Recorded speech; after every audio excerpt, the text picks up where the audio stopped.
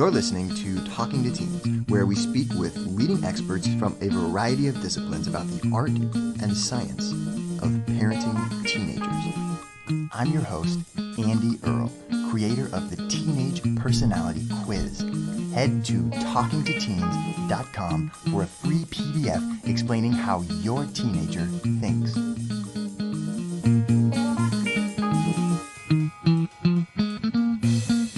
We're here today with Dr. Adam Price. He is the author of the book, He's Not Lazy, Empowering Your Son to Believe in Himself. Dr. Price is a clinical psychologist. He's worked with children, adolescents, and their families for more than 25 years. He's an expert in learning disabilities and ADHD, and he writes both for academic and popular publications, including Wall Street Journal, Family Circle magazine, and he's got a great blog on Psychology Today. He works with families all over, but specifically in his practices in New York City and New Jersey, and he specializes in dealing with families who have a lazy teenage son.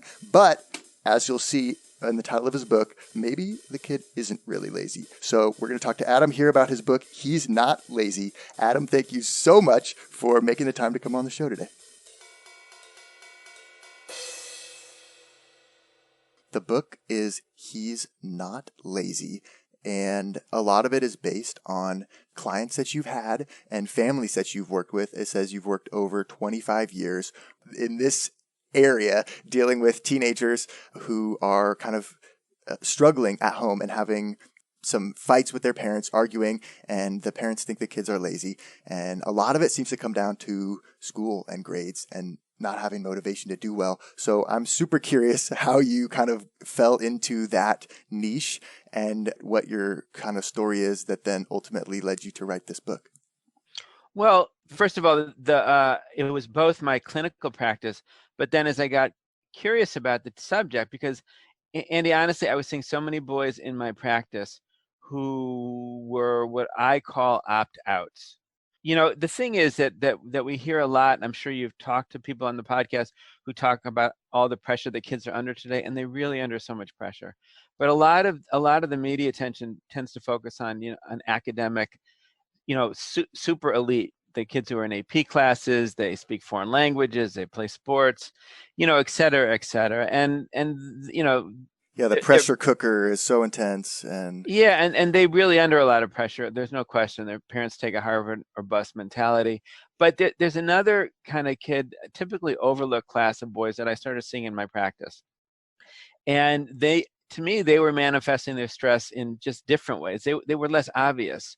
So, they would make time for their friends, for video games, for whatever, but never for school. So most of them flew under the radar of, real trouble. They weren't failing out. They caused their parents a lot of grief and hair pulling. And so that's why I call them opt-outs. Right. And I became interested in the subject. I began to review the literature on motivation. And what I found was that there was a lot written about adults and motivation. There just wasn't a lot written about teens. So I found what I could, and then I used the adult literature to adapt.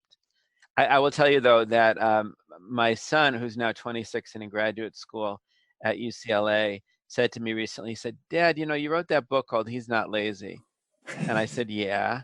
And he said, I know that was partly about me in high school. And I said, "Yeah." And he said, "Well, Dad, I really am lazy."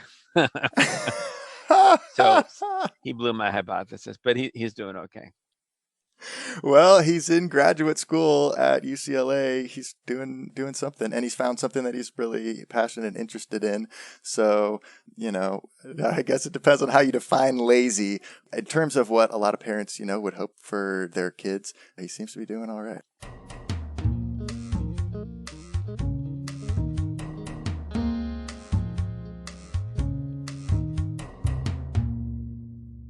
There's some really interesting stuff about sex differences and pressures that boys and girls are under. But why is it that so many are opting out and demonstrating this kind of constellation of symptoms?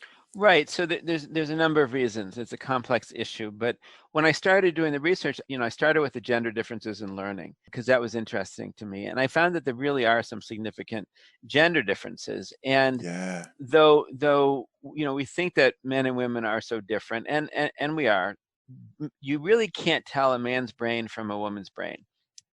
The differences in an adult brain are indistinguishable, even to experts. So the thing is that boys and girls develop the same skills and the same abilities. They just do so at a different rate, and that rate is much more amenable to school for girls than it is for boys, a different order and a different rate.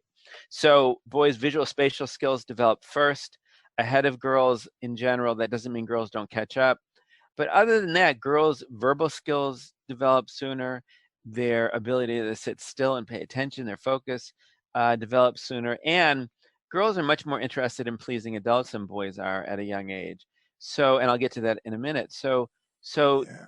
many times boys in kindergarten are just turned off to school or feel like they're not competent, even though eventually they're going to get there. So that's part of it. Boys underperform girls in school across the board, every subject. Worldwide studies have shown this. Girls are more likely to get into college. They're more likely to graduate from college. They're less likely to be diagnosed with a learning problem, an emotional problem. They're less likely to be expelled. I'm not saying girls don't have any problems. They have plenty of Right. their own, right? Pressures and stresses. It's just different.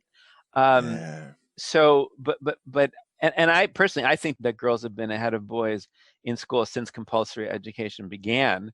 It's just that now that girls are able to enter the job market, and even though there's still some inequity, it's just more evident to us what's happening to boys in school. So that's part of it. The other part of it has to do with masculinity and our view of masculinity and the kind of norms that society puts on boys. So this is where when I said before that girls like to please teachers and boys don't. That's because boys and girls achieve status in different ways. Girls achieve status by who they know, right? By their social network. That's why there's the mean girl phenomena. There's, all sorts of girls are much more interested in posting on Instagram and liking each other, et cetera, et cetera. Boys get status by what they can do, who can throw a football the farthest, who can play a Mm. video game the best. It's never, unfortunately, about who gets straight A's in school. Right. Who And slept with the most women? right. And so related to that though is that boys and men always have to prove their masculinity. And we have to prove it not to women but to other men. So we Right. prove it by being tough, by being strong, by being stoic, all the things that, the stereotypic ways that we're expected to act, right? It's not about expressing your feelings, it's not about being vulnerable. So I think part of what happens is that you have boys who start off school maybe to a slow start. Then, around age 9 or 10, even earlier, some studies have shown they begin to realize, they have to show how masculine they are. And so being vulnerable is just not on the table. And in order to learn anything, you have to be vulnerable, right? In order to learn, you have to not know something.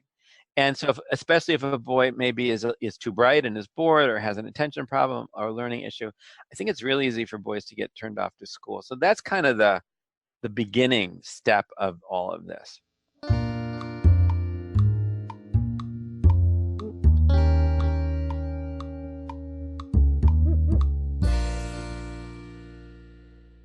Despite the fact that so many parents are coming to you and saying, "What do I do about my lazy son?"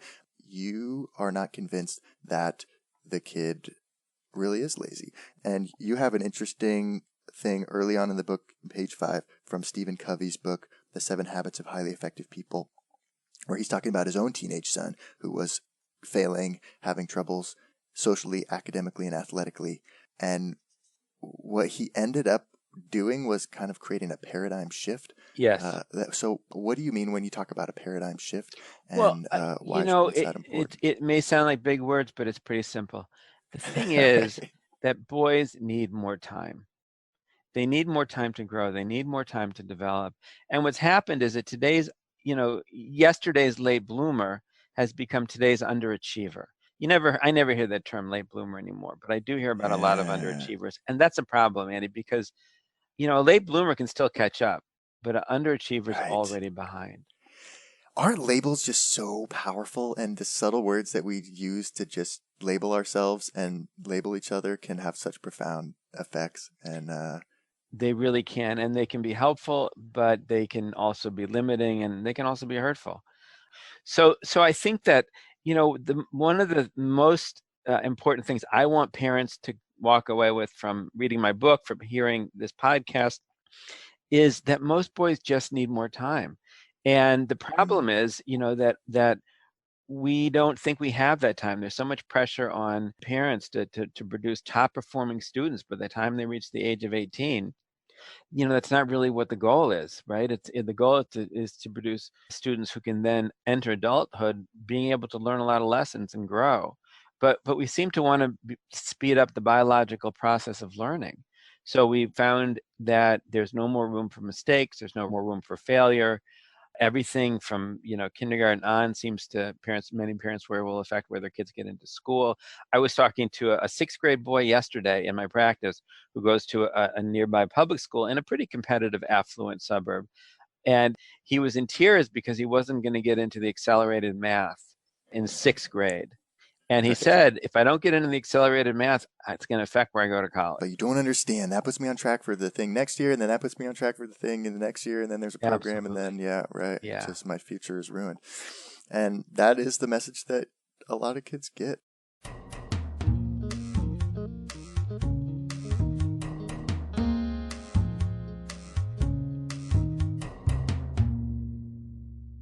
You have this chapter, it's about identity, and you tell this little story about how when you were 13, you just had to buy a Boone's Farm t-shirt. Yeah, Okay. I did. And I then don't have it anymore, but it was very important to me. Yes. it was just, one of those things, right? For some reason, the teenagers you just got to have, right? And so, but then I like what you say here on page 34.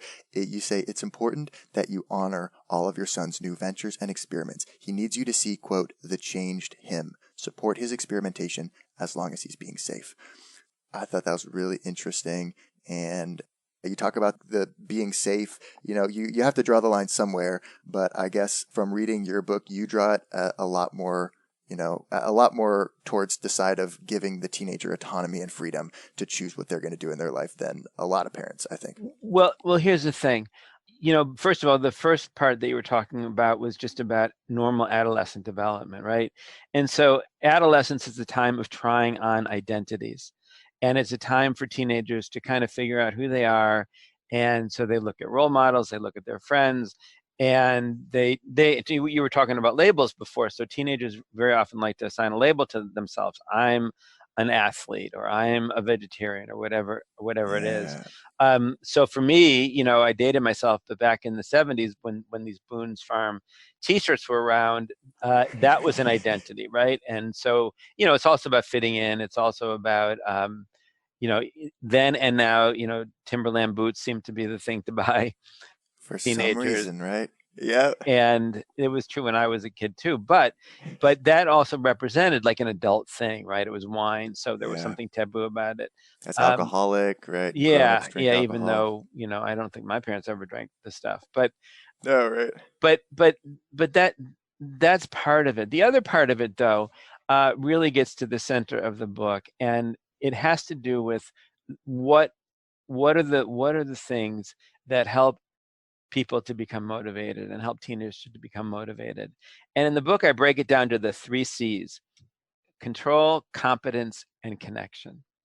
And when we talk about control, this will make sense intuitively to you, but we're motivated to do things that we want to do, that interest us. That's a problem because there's a lot in school that kids don't want to do and doesn't interest them. But we're going to be motivated for the things that we have the most autonomy over. Autonomy is the freedom to choose. So if you take away a person's autonomy, you really demotivate them. And a lot of the research, interestingly, finds that the rewards can actually reduce autonomy. That working for a reward is not necessarily the best way, because we want people to have intrinsic, internal, rather than external rewards and motivation. So we want to give kids autonomy, but I think what happens is that parents get confused, because autonomy is the freedom to make a choice, right? But it's not the freedom to do whatever you want.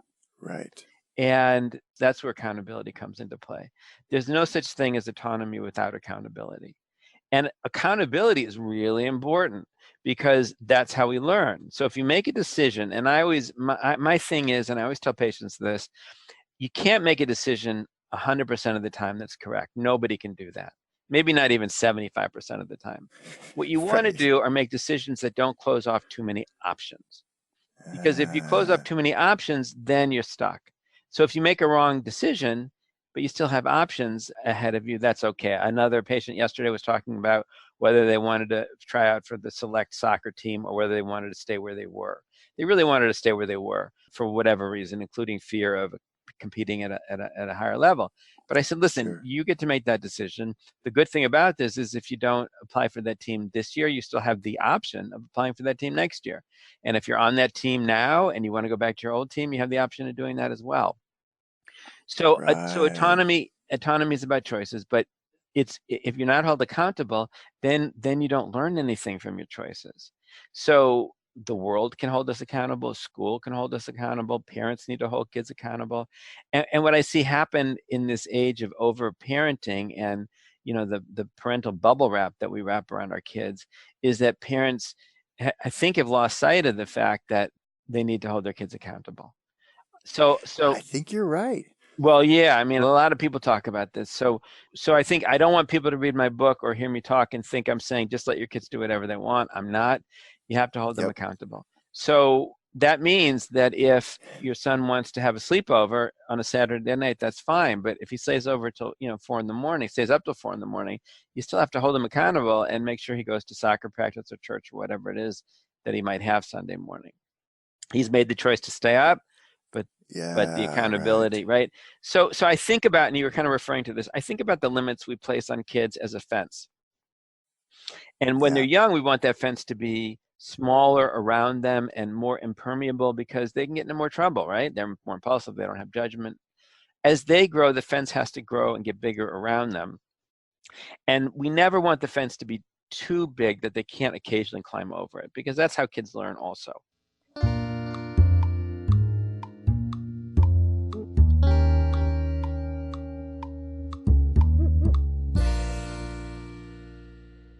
You kind of point out in this book a lot of what these lazy teenagers are doing is letting the parents assume all of the anxiety and stress instead so that the teen can just kind of relax and not have to deal with it all. Mm-hmm. And I just think that's such an interesting phenomenon. And it creates this like no-win situation where as a parent, you're just trying harder and harder and harder to help them. And they're like just pulling away. The harder you push, the harder they pull away, I guess. So, Yeah, it's like one of those Chinese, finger torture things where you put your fingers in and the harder exactly. you pull and it doesn't come off. It gets tighter. So how do you break that cycle? Well, that's the heart of it, right? That's really the question. And what I find over and over and over again is parents who are engaged in a huge power struggle with their kids about work and about school. And the thing about power struggles, Andy, that we all find out the hard way is that teens are always going to win them. Teens are going to win a power struggle because we are trying to get them to do what they need to do, right? But they have a lot more on the line. They're fighting for their autonomy. They're fighting for their independence, and they don't have the same limits we do in their behavior. So they're going to escalate the power struggle and escalate the power struggle. And there's no way to win a power struggle with a teenager. Like that Chinese toy, you have to release the pressure, right? So with teens, the way to avoid power struggles is to give them a choice. And it has to be a real choice. It sounds like you're giving them a punishment in disguise, but it's really a choice. So the choice is, well, I'm telling you, you can't take the car and go out tonight with your friends. If you do that, then you're going to lose privileges for the car for the rest of the week. And then, and of course it depends on the situation, but then, if they decide to take the car out or not clean up their room or whatever it is, that's fine. You have to let them do that, but then you have to enforce the other side of it.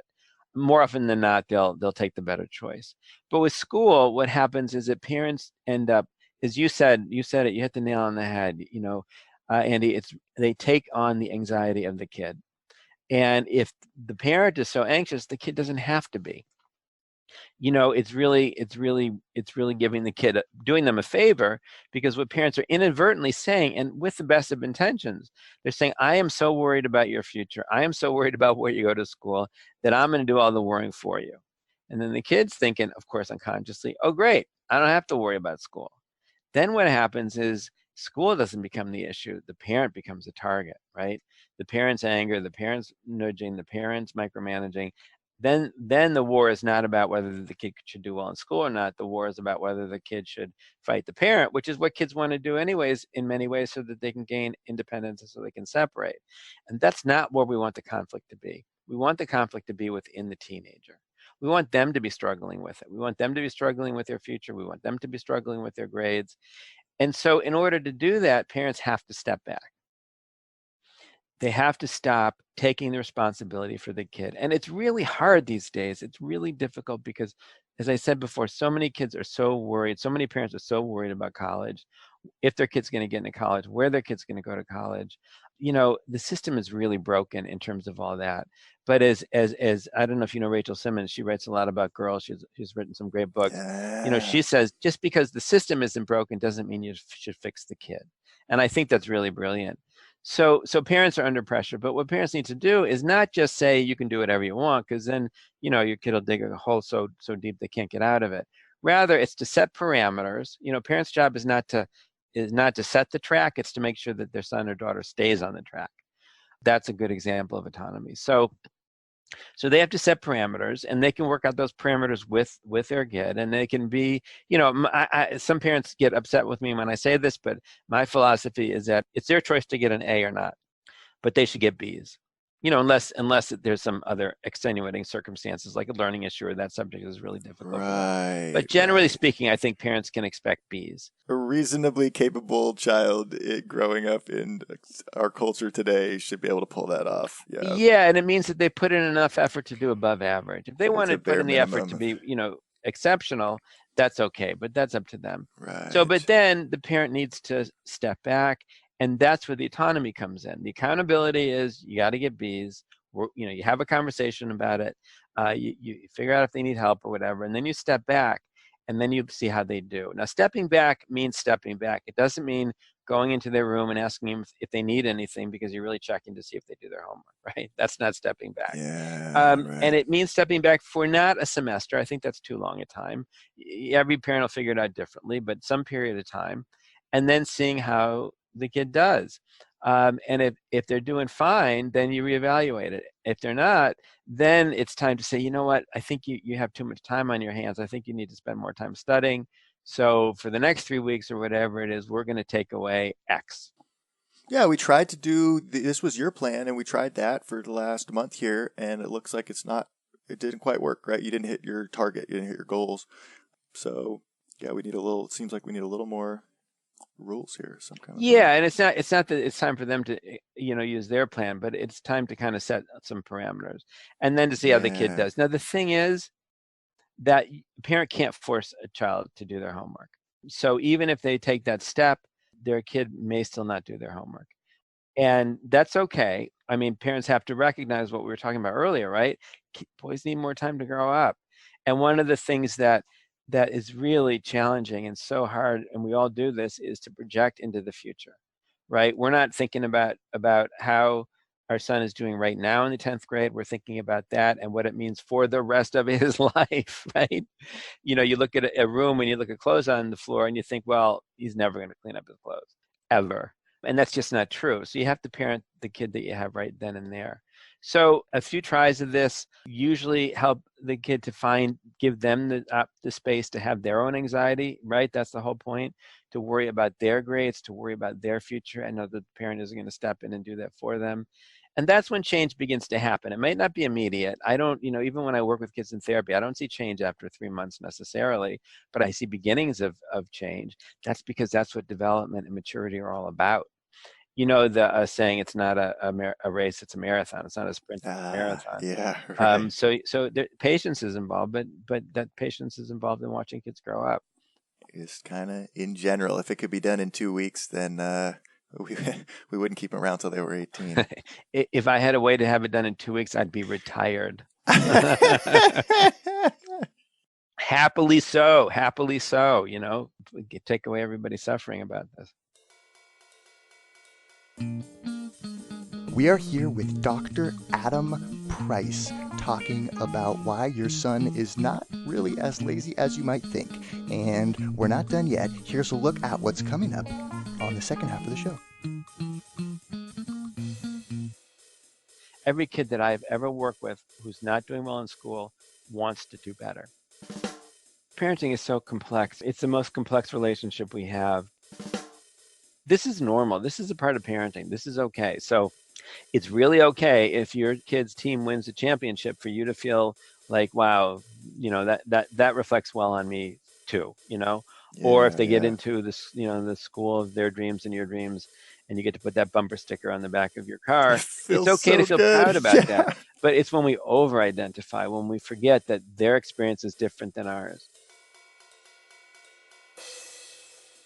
And so our society has said, these are the subjects, and no one asked me, right? But they said, and I don't think they asked you, but I wasn't consulted. No. But these are the subjects, and I think this isn't necessarily the right thing, but it is how it works.